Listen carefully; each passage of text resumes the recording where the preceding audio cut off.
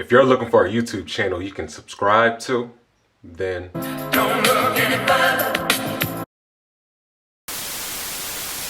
What's up YouTube? It's your homeboy Lee Sean Anderson, and I'm back with another video reaction. Alright, name of this video is titled 10 Most Racist Moments in Wrestling, WWE. Alright. I said this on a previous video, like growing up, I remember I wanted to be a wrestler. And then there was a brief point of time when I just decided to do other things. And then I was looking back in my life and like, yo, why I didn't want to be a wrestler? Da-da-da-da. And now I remember, oh yeah, that mug was racist. Dude, I remember, what was it? It was Booker T and Triple H. They was having like some type of event, right, for WrestleMania, and Triple H was talking like mad greasy to Booker T, and then the way they were promoted, you would think like, yo, he gonna talk greasy, but Booker T gonna win. No, Booker T got slaughtered, and I was like, okay, yeah, I might cool off this for a little bit, but yeah, man, like now there's a whole lot of like black superstars in wrestling and other minorities in wrestling. How you doing? Yeah. What's good in the hood? Just holding it down, trying to take care of business. Keep it up. I'm a Unfortunately, there have been far too many instances of racism in wrestling throughout the years. A lot of these instances go on behind closed doors and only get revealed later down the line. However, there have been times when major wrestling companies this is what I'm talking about. He was talking mad greasy racist on their television programming. Because of the color of my skin. But which times were they? Well, join us now as WrestleMania looks at 10 of the most racist moments in wrestling. Number 10, Shelton Benjamin mocks Yoshitatsu. Come on, Shelton Benjamin. In 2009, WWE would debut the talented Yoshitatsu on the ECW brand. For his debut match, Yoshi would go one-on-one with WWE's best in-ring performer, Shelton Benjamin. Then again, unfortunately, a pre-match promo by Shelton completely overshadowed Yoshi's debut. Before they wrestled, Shelton would mock Yoshi's Japanese accent, threaten to call Godzilla, and even mock the traditional Japanese bow. Shelton's exceptional mat skills are never questioned. Brother, you should know better. It was incredibly tasteless, and it did absolutely nothing to help get Yoshi over as a new superstar. Make his debut back on ECW tonight. There was actually quite a bit of backlash online following the segment, and WWE thankfully moved away from Yoshi's first storyline being solely based on his race. Number 9, Jim Neidhart is a KKK member. What? Without question. See this? See this?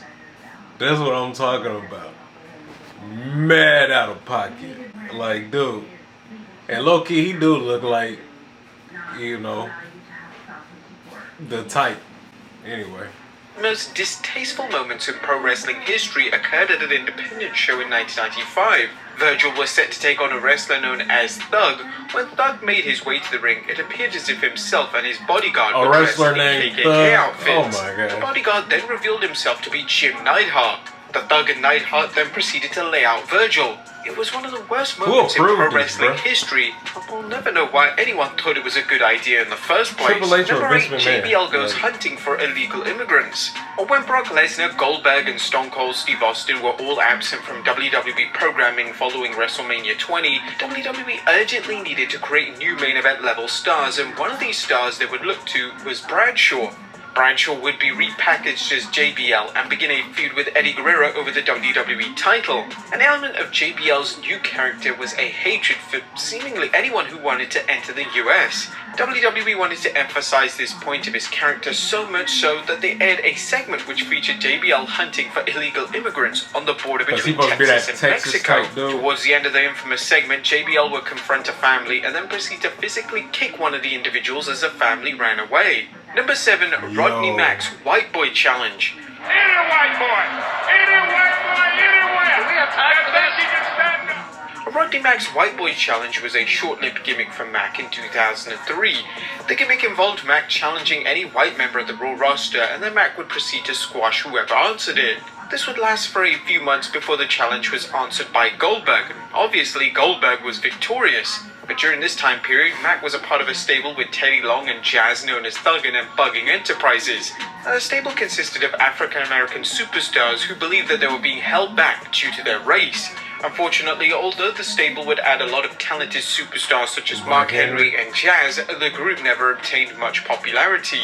Number 6, Jinder Mahal impersonates Shinsuke. The 2017 push of Jinder Mahal was one of the more controversial pushes in recent memory. Jinder went from a virtual jobber to WWE champion in just a space of a month, and throughout Jinder's run, WWE fans struggled to take him seriously. His run as a WWE champion had some rather underwhelming moments, and unfortunately for Jinder and WWE, a particular segment that he was involved in was universally panned. During his feud with Shinsuke Nakamura, Jinder would cut a promo on SmackDown which featured the WWE champion mocking Nakamura's accent, saying all Japanese people look the same, and he would even compare Nakamura to Mr. Miyagi. The live crowd would chant "That's too far" and "That's racist" as Jinder continued. The backlash was so severe that the WWE was forced to issue a statement. A statement that read, "Just like many other TV shows or movies, WWE creates programming with fictional personalities that cover real-world issues and sensitive subjects. As a producer of such television shows, WWE Corporate is committed to embracing and celebrating individuals from all backgrounds as demonstrated by a diversity of our employees, performers, and fans well."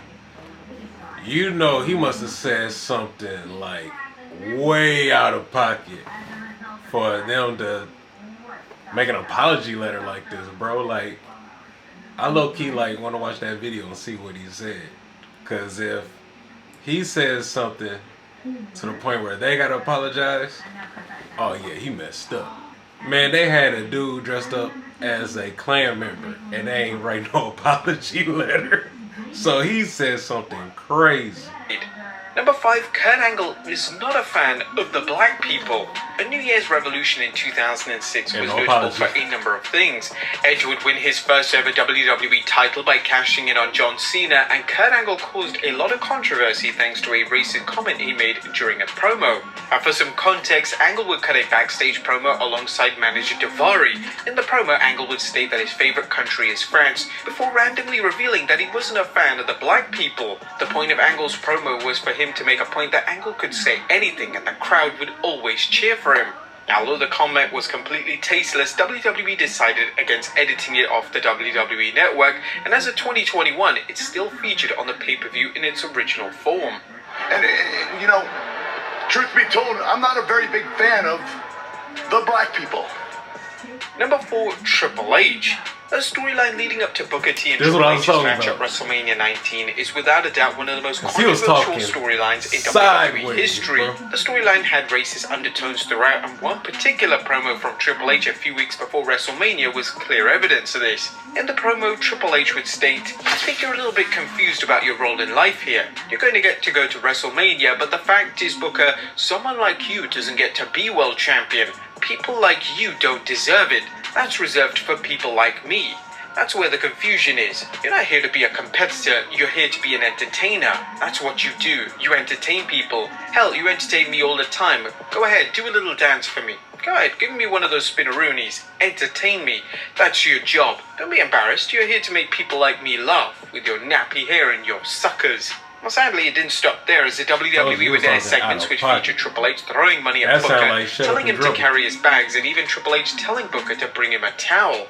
Although the storyline was controversial, WWE could have made fans forget about the storyline if Booker simply beat Triple H at WrestleMania. Instead, he didn't, and Booker lost clean to Triple H. And to make things worse, the finish of the match involved Triple H hitting a pedigree on Booker and then waiting a full 30 seconds before going for the pin. Number 3, Vince McMahon drops the N-word. At the 2005 Survivor Series, Vince McMahon would have a backstage promo with WWE Champion John Cena. To close the promo, the WWE Chairman would refer to Cena as the N-word and just walk off. Keep it up. Vince would then walk past Booker T and Sharmella, and Booker then proceeded to deliver his trademark.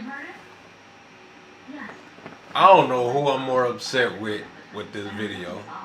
The WWE or Booker T. It's like, bro, they disrespected you twice, bruh.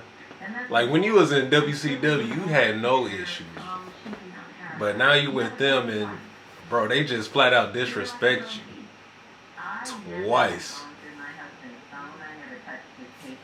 Man, telling you, Booker T, bro, he a good one.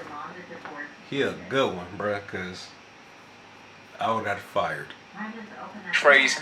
He didn't just say that. This, without a doubt, was one of the most tasteless and backward segments WWE have ever aired, and it just so happens to feature the WWE chairman himself. According to Bruce Pritchard, it was a different time and admits that the segment doesn't hold up. He stated, I don't think it holds up well. Probably so. Well, I think that there were people whose opinions were asked, and, you know, again, it's just a different time and a different place where you did different things that were not, you know, not things that hold up. When I go back and I'm into the Alfred Hitchcock hour now, taping it every single night, you know, you sit there and you watch some of the things of on television of men just basically slapping the shit out of women back and forth as if it was just another day at the office. And it's just like the time honeymooners. has a way of I know what you're talking about. of making things cringeworthy. You know, again, it's just different time, different place, different mentality. the infamous segment has since been edited off the network, but it's still a clip that often gets shared around social media. Number 2, blackface in WWE. WWE has unfortunately had a long-standing history with allowing their superstars to use blackface in a storyline. The first instance of this was with Roddy Piper, who proceeded to wear half blackface and half body paint for his feud with Bad News Brown. Another infamous segment took place in the Attitude Era, and it featured DX doing an impersonation of the Nation of Domination stable. In the segment, X-Pac would impersonate as Mark Henry and would have blackface to try and mimic Henry. X-Pac has gone on record to say that he hates the segment and wish it never occurred.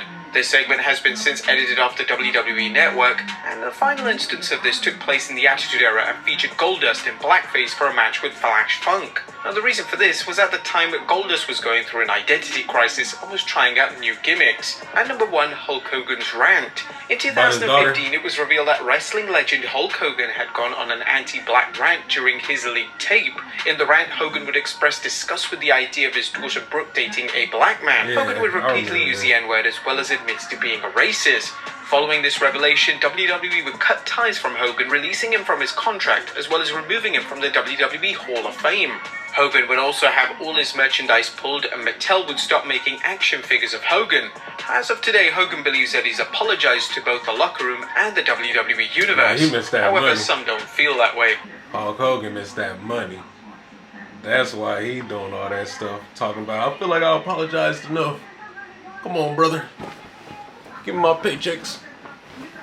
That's why Randy Savage is that guy. R.I.P. to Randy Savage. But, yeah, man. This stuff is out of pocket, bro. And that's what I was talking about with the Triple H Booker T thing. But I didn't know about Vince McMahon said that to John Cena while Booker T was right there, bro. Man. Booker T, man. That dude is the Jackie Robinson of the WWE, bro. Cause, man, it couldn't be me. It couldn't be me. But hey, he did all that stuff, I guess, so the New Day can be where they at. You know what I'm saying? But yeah, this was a cool video. I enjoyed it. Like, comment, and subscribe. And if there's any other videos you want me to react to, let me know in the comments below. Alright? You be well out there. You be safe. Drink lots of water. Take care of your body. And I am out. Dose.